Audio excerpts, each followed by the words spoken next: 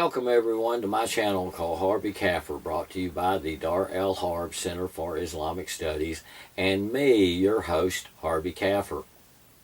So however you found this channel, it's my most fervent hope you'll return to learn more about the ideology that attempts to pass itself off as the religion of peace, Islam, and how it affects us folks known in Islam as Kafirs. In this episode, I would like to go back to review and expand on the last word, or should I say the last three words from summer of 2022's vocabulary lesson video, with those words being Islamophobe, Islamophobic, and Islamophobia, which I had said in that episode were just made-up words used in an attempt to make us Kafirs that know the truth about Islam sound like a bunch of irrationally terrified bad guys. And I'm pretty much sticking with that definition even after reading this book from 2017, Confessions of an Islamophobe by Robert Spencer, who is quickly becoming one of my favorite authors.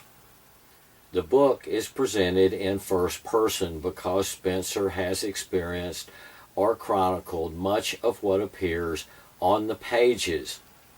His story begins with the exile of his grandparents from Turkey by the Ottoman Caliphate. So one can see if Spencer is Islamophobic, he comes by it honestly. He goes on in following chapters to cover many of the interactions of the mid to late 20-teens between Islamic jihadis and their victims on American soil, as well as other places in the West and in other countries bordering Islamic lands. Spencer tells of at least 2 attempts that have been made on his own life, because, as an Islamophobe, he tells the truth about the religion of peace, Islam, and how it affects us folks known in Islam as Kafirs. Wow, that sounds kind of familiar.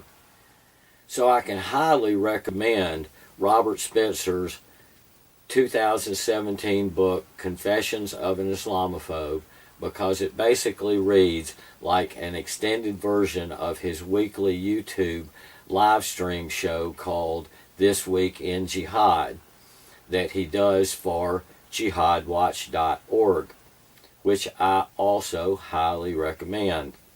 One of my favorite shows of the week. So are you an Islamophobe? Have you learned enough yet for you to have concerns about a future of submission? Do you have concerns about people breaking American laws because they feel they have a religiously based imperative?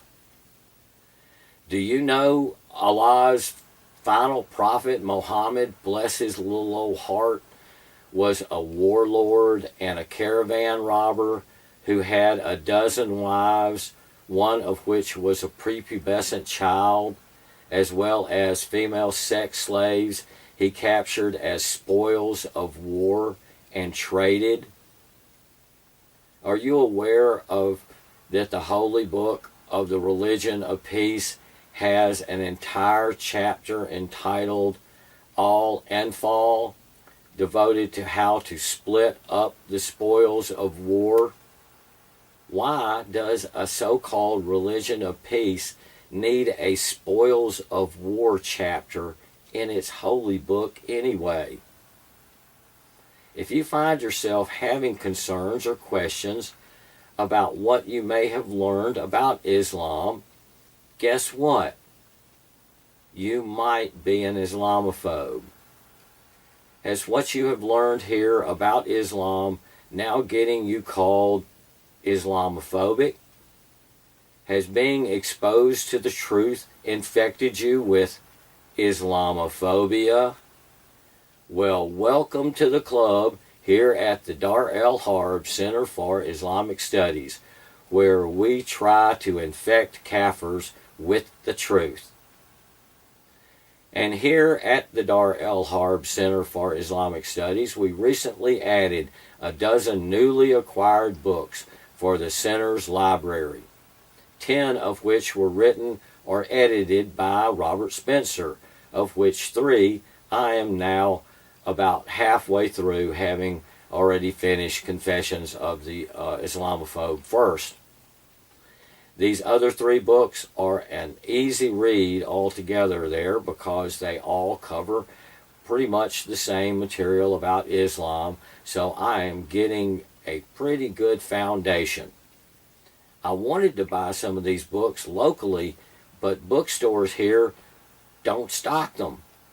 Maybe because the books are considered Islamophobic.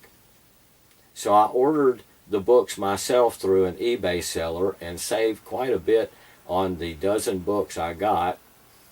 Of the 3 I'm reading now, I'm really enjoying this one, The Truth About Muhammad, also by Robert Spencer from 2006.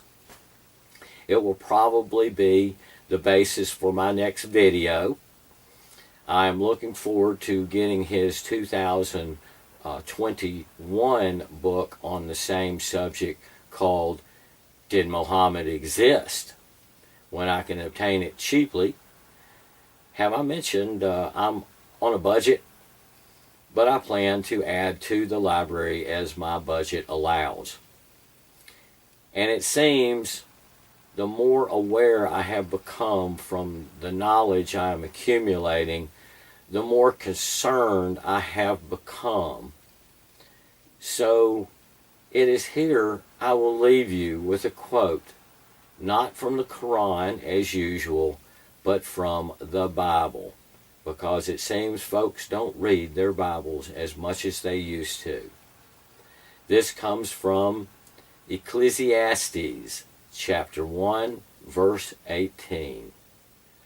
For in much wisdom is much grief, and he that increaseth knowledge increaseth sorrow.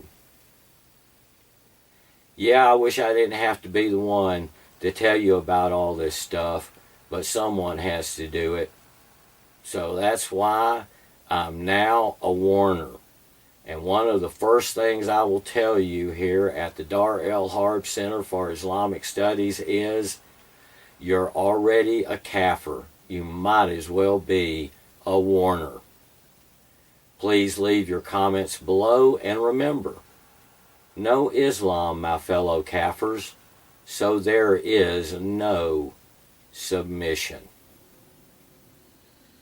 Allah